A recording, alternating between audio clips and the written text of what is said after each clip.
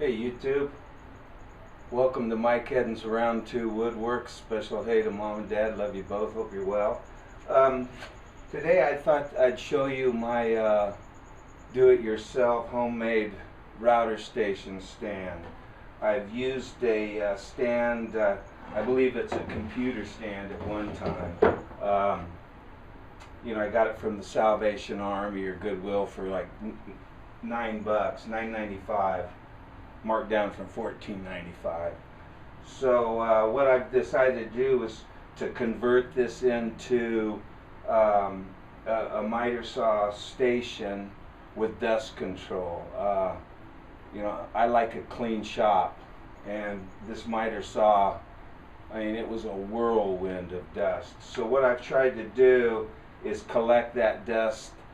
We'll see today in this video. I've just finished it, or I'm just about ready to finish it, so we'll go from there. I'll give you a close-up on what we've done and what I've done. I've got these outriggers here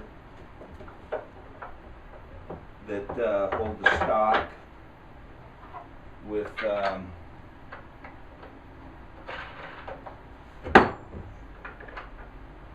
nuts there.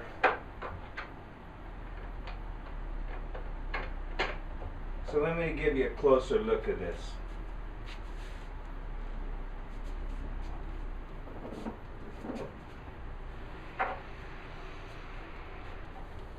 Okay, first of all, you know, I've got the outriggers. The outriggers will come up here, and then I'll show you how they work in a minute, but that'll hold the stock flat and level on both sides. I've used a curtain, you know, a curtain thing, shade. I just cut around it and I kind of attached it to the thing down there to hopefully keep the air in it. So let me show you how I've done that. This just goes back there, and put some Gorilla Tape on it to give it a little extra body.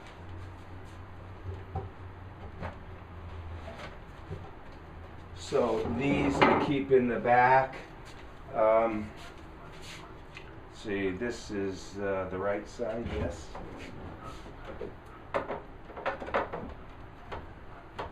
Then this one goes on the left side.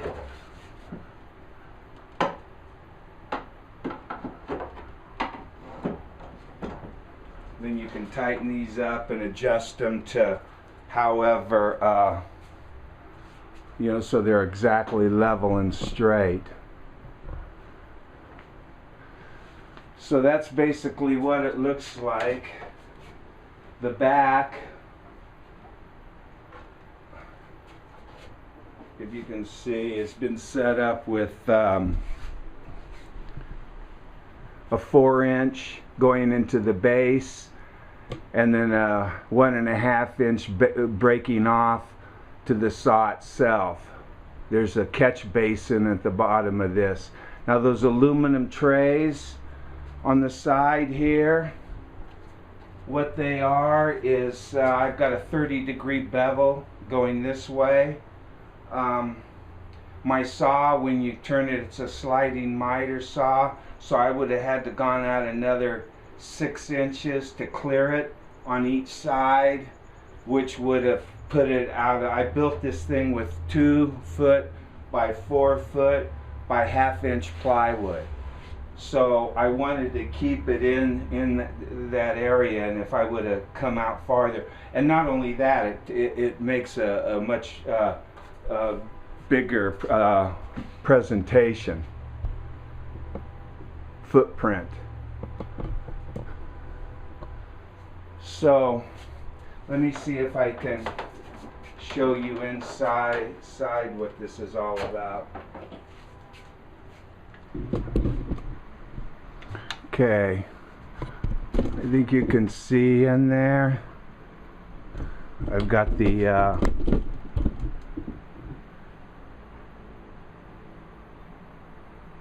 dust collector on the bottom, then the dust collector where the hose goes. up to the back of the saw, and then that's basically it, except for if you can see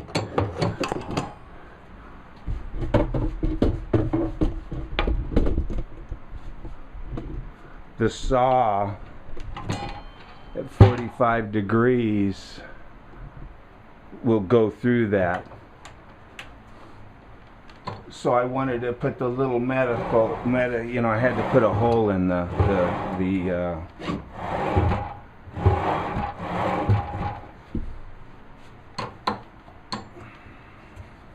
I had to put a hole in the side, so I put the little metal thing on there just to keep the airflow going. Hopefully this will help with the dust. Boy, I hope it helps with the dust. It was a lot of work to make it. Well, not a lot of work, but I mean, you don't like to make something that's not successful. So what I suggest we do is hook this puppy up. Hook this puppy up to the 4-inch dust collector. Cut a few pieces of wood. Okay, we got it all set up. We got a piece of timber here for to run this puppy through. Let's turn on the air and see if it collects some dust.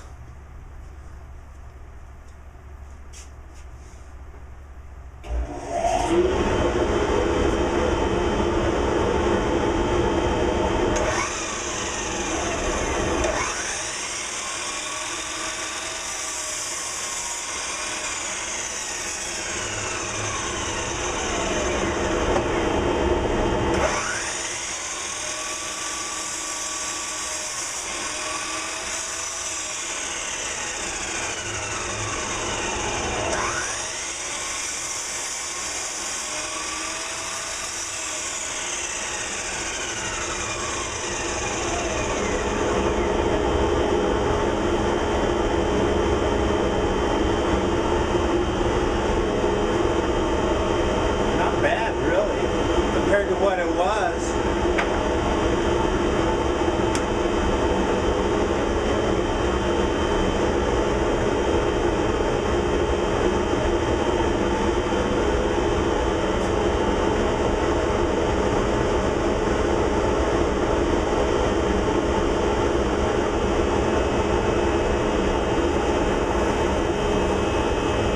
You know, I think it'll work. I think it's better than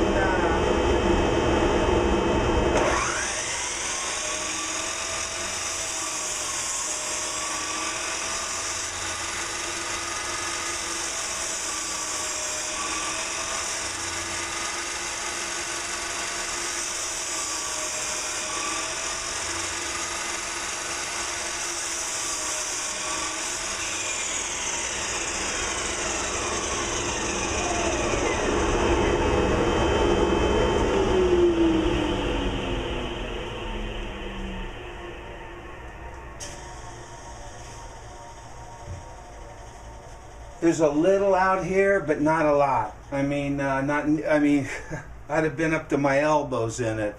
So I think I'm happy. I think I'm happy with this. It's a lot better than cutting stock and letting your shop just get covered with dust. Every little corner, every little nook, every little cranny. And it'll do this, you know, but when I was using this, if I was working on a project 1 hour, I was cleaning up the shop for a half hour, and that's no good. So I think this might work out for me. Now, the negatives of it, it's got a pretty big footprint, you know, pretty big footprint for my size shop. It's 41 inches. When the decks are down, it's 41 inches wide, and I believe it's 39 inches deep, so it sets out. Now, one thing about the big hollow back, I can store stuff behind it when I stow it.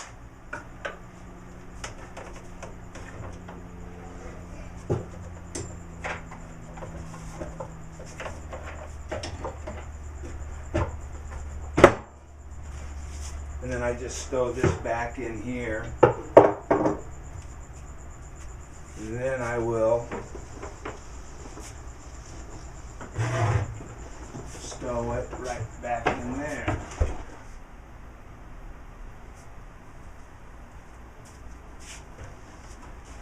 Well, that's my do-it-yourself miter saw station from old 1980s probably computer desk to something that's catches some dust.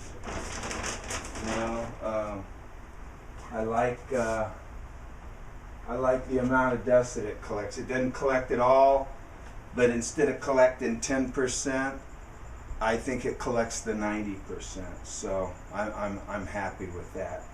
Now, you know, I'm not happy with the footprint, and one of the reasons why, you know, I've been, if you've seen some of my other videos, I've been saving for a table saw. You know, I got this old Craftsman contractor saw, but it's just, I can't true it up, and it's just, there's no guard, no riving knife, nothing on it. So I was saving for a new saw, and I thought the best value for the money was the Grizzly cabinet saw.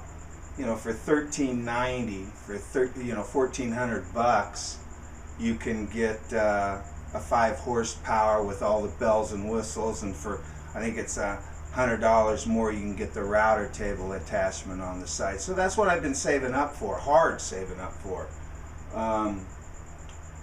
But my shop may change different from that. A friend of mine offered me to sell me some of his new old stuff. Now, why I say new old is it's old. It's probably 5 or 6 years old, but it's new because it probably doesn't have an hour on all of it.